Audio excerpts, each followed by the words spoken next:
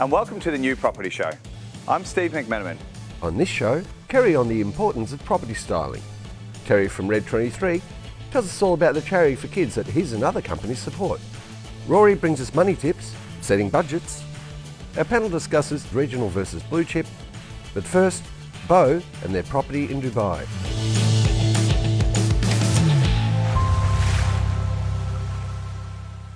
Beau, welcome back to the New Property Show. You've just recently returned from Dubai. Very exciting. Property market over there, new mountain, new opportunities.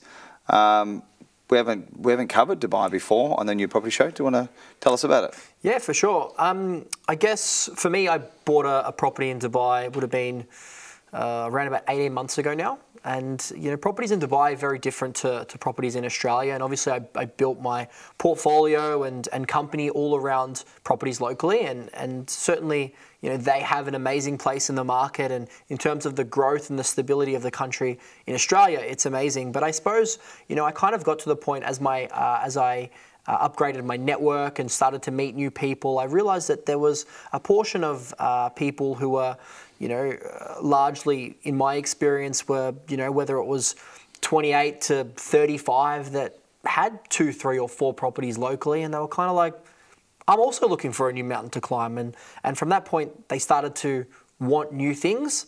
And as I went on my journey in Dubai and bought my first property to really explore the possibilities there, a lot of people took interest there, and that's where I started to open it up to more so friends and family to see if, you know, I guess my question that would be there, and I know this is quite new to you as well, but are you leaving your property money in Australia? Kind of, I treat it like Monopoly, but yeah, the money over here stays here, and the Dubai money, you're going to build up a separate.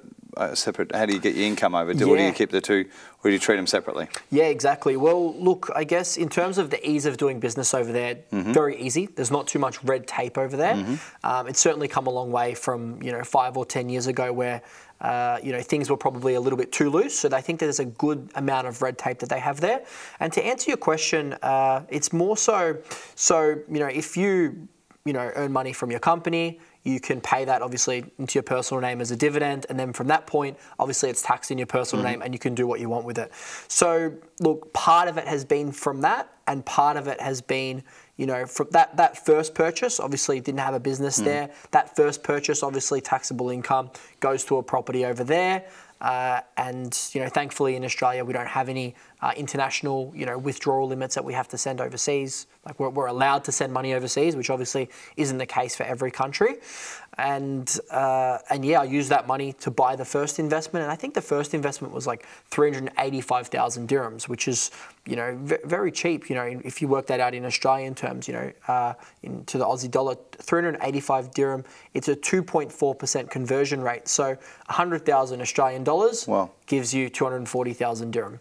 That's fantastic. So with, I guess, what Maple's doing over there, so you're going to be selling off the plan there, or what's it going to look like? Pretty much all of the above. It'll be really like what's best for the client. In terms of the model, the company model, it works for all of the above. So whether it's, the one thing that I will say is it will only be for investors, same as locally. So we're only interested in working with investors. We're not too interested in working with owner-occupiers and people looking at buying their own home. More so passionate about the investor space, looking at the data, the statistics, helping people build up portfolios, and really just working with people that want to build up, you know, that care about having multi-currency and being a little bit more nomadic. Like that's sort of the clients that we want to work with. And then in terms of getting finance, the legal's done. And how long does a tenant live in a property for?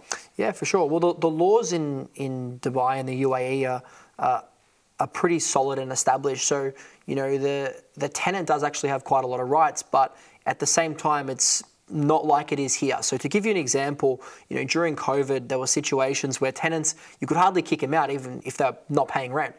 So in Dubai, you have to, if you want to kick your tenant out, you have to give them 12 months notice. However, in saying that, if they're a few days late in rent, they're in serious trouble. And if they bounce a check that they give you, they're in serious trouble. And the thing is, when you actually lease a property out to a tenant, they actually give you all either 4 checks, 2 checks, or 1 check, either quarterly checks, 1 yearly check, or 2 sort of 2 checks. Really, they give you these checks, and you can actually, depending on the terms of the lease agreement, you can actually cash this in advance. So this is also really good. If you got 1 check off a tenant, you bought a property, you've essentially got 12 months worth of rent all the way up front. So you buy a property for 385,000 dirhams, the yield's 10%. You're getting 38,500 straight away. Exactly right. And then that comes towards building up your next deposit of getting something together. And that's exactly what I did. Fantastic.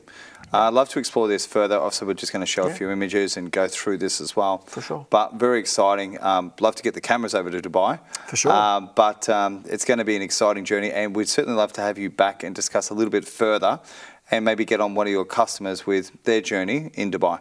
Absolutely. Thanks again, Beau. Thanks for having me.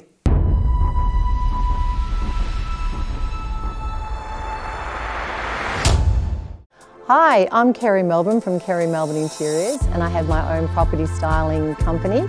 Property styling is such a benefit to a buyer and a seller. When we get called to a property, people live in the property and they're living there, they're not selling it. So when someone is selling their home, we need to cater to the majority, not just the minority. So it's very important that we walk through, we make space, and so we go through and we clear out all their clutter. You know, we can part style, we can full style, but the best benefits to selling your property is to styling a home on a full style. You know, it's also within the furniture that we choose as well. So we work with really neutral colours, and then we bring out colour through the artwork, and we add all the cushions and the throws. And what it does is when you're working with the right colours with that property, and then you're catering to the demographic and that property, you're actually showcasing it in the best way. So property styling is a great way to sell your property and a great way for a buyer to see the best possible way to see that property.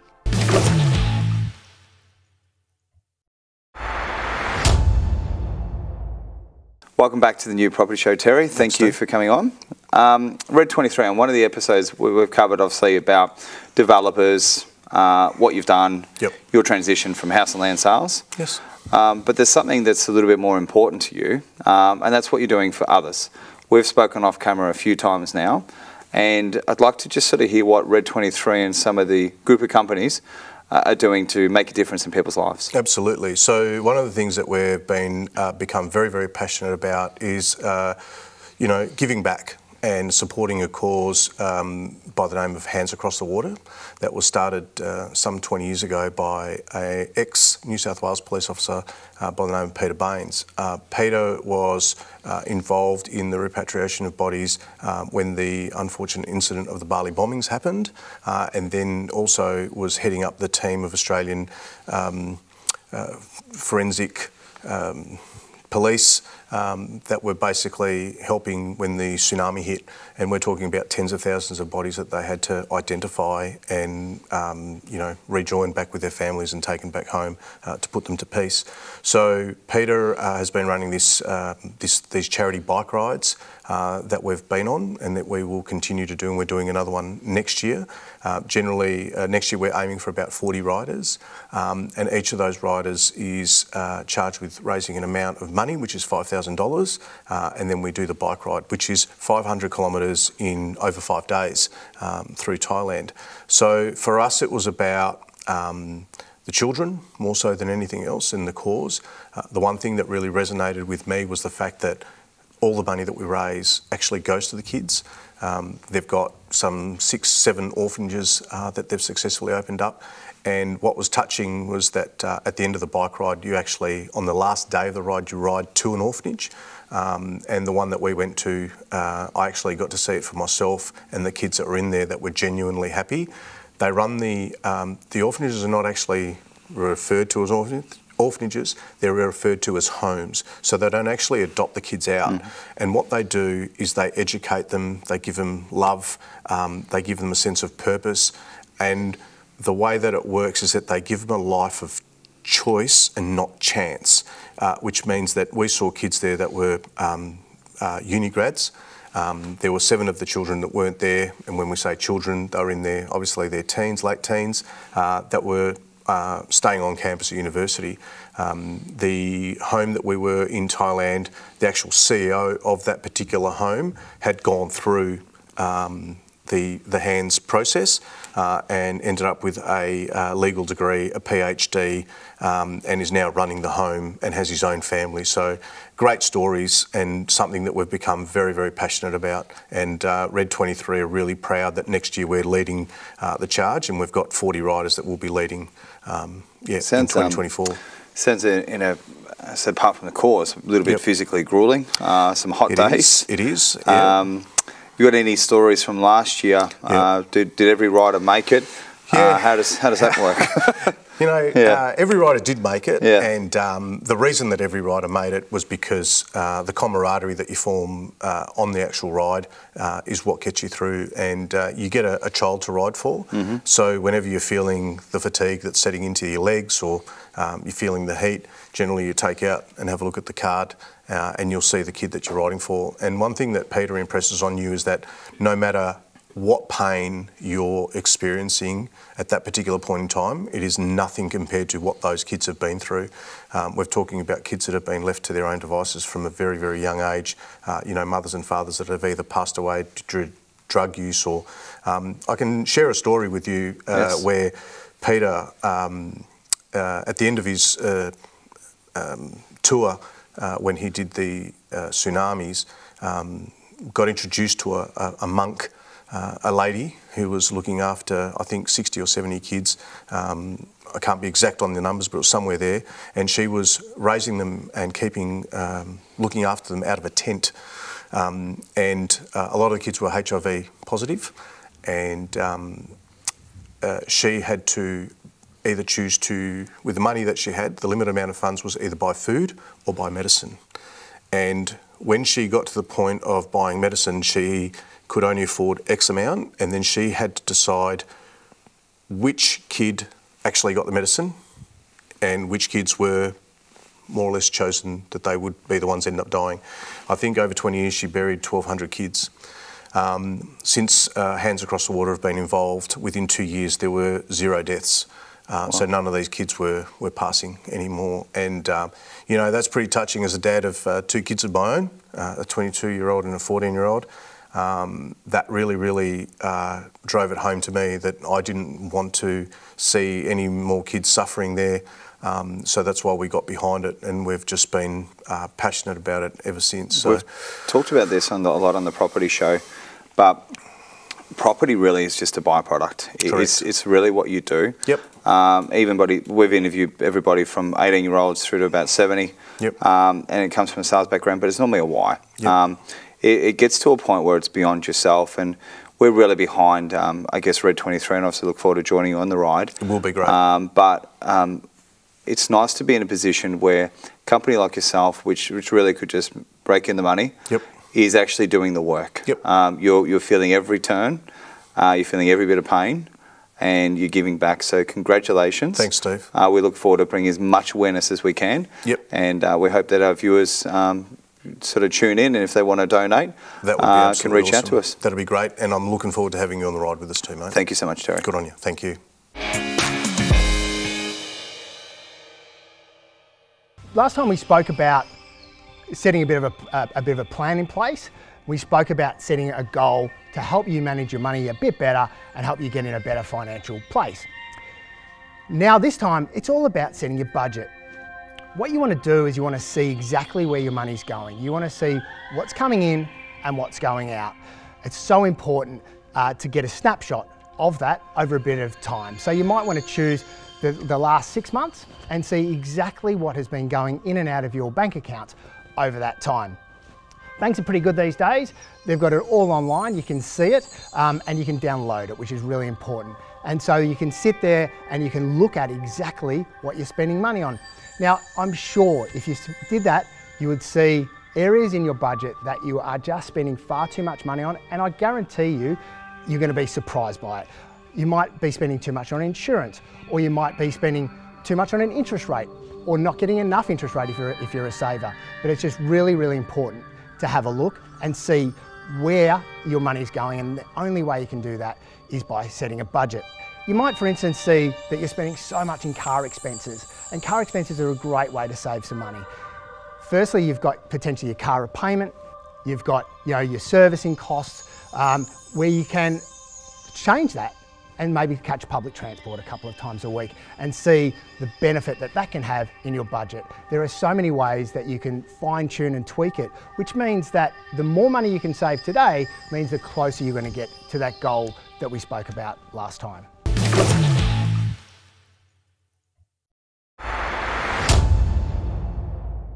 Welcome back to the New Property Show.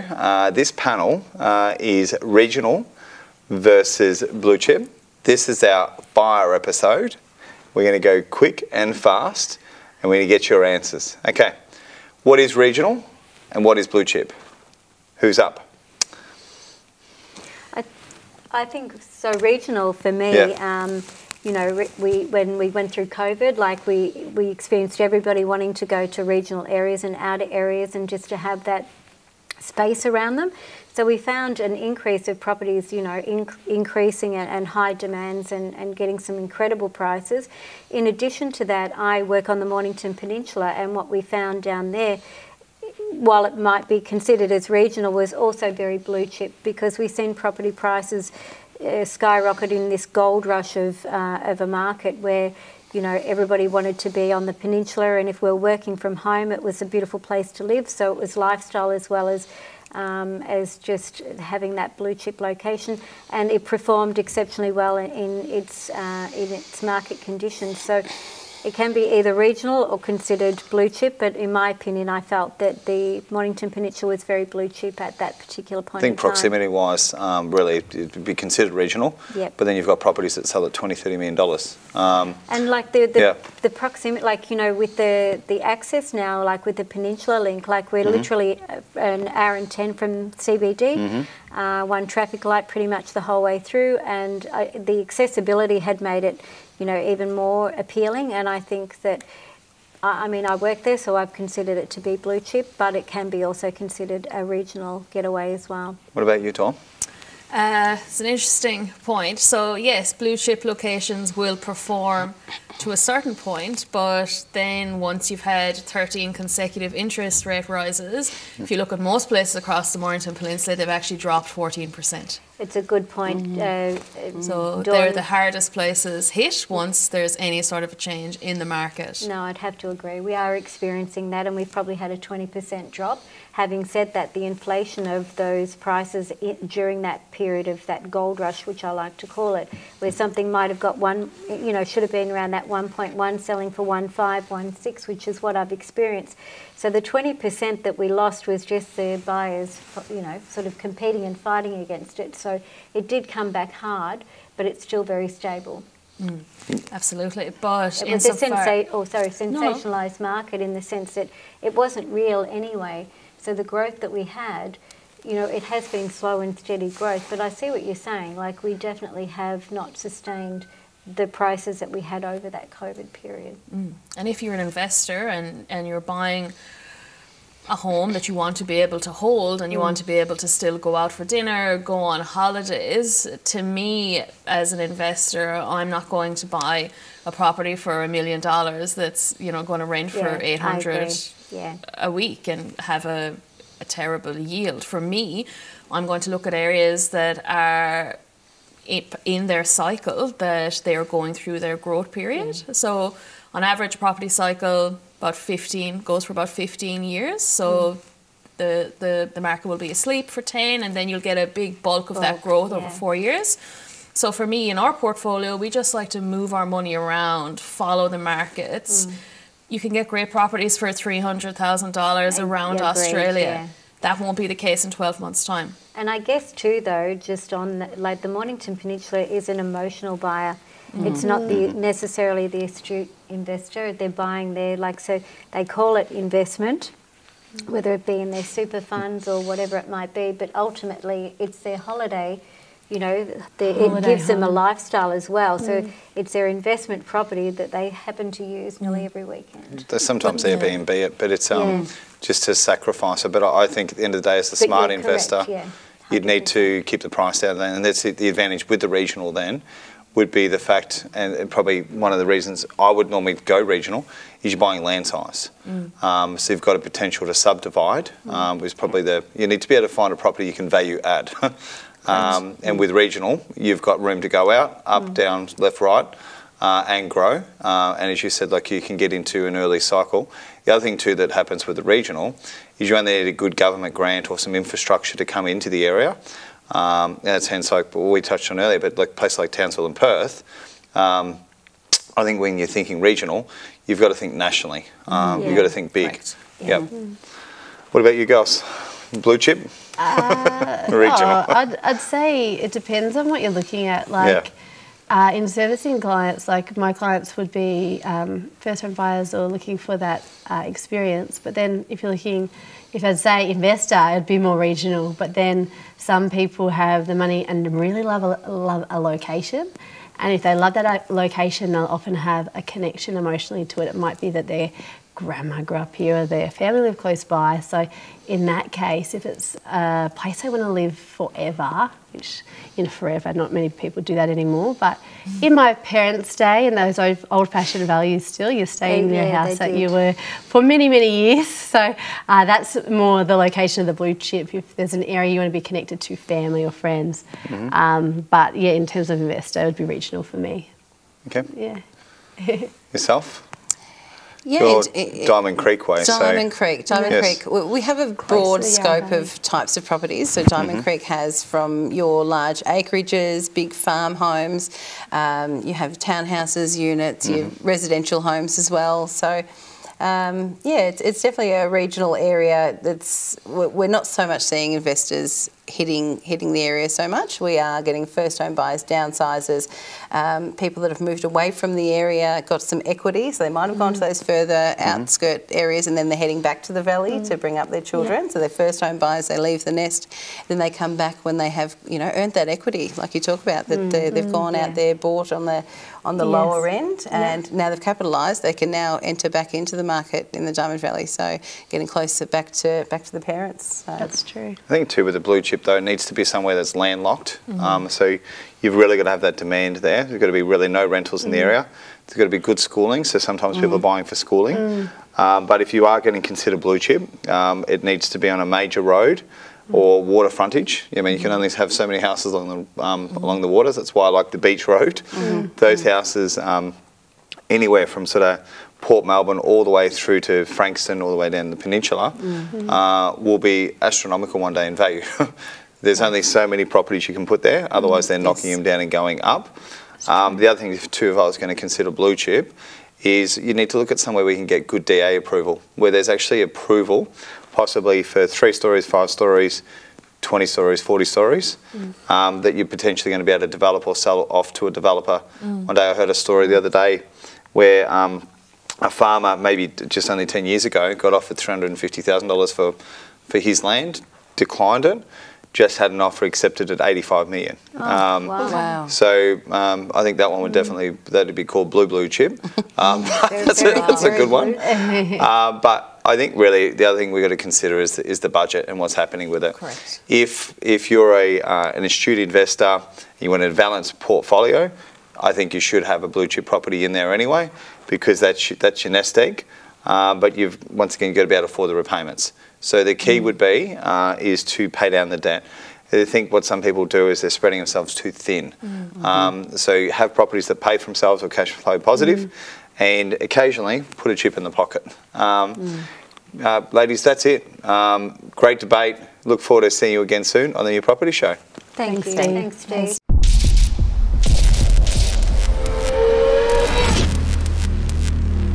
That's all for this week, and thank you for watching. If you'd like to see our full episodes, please check out our website, thenewpropertyshow.tv. And we'll see you guys again next week.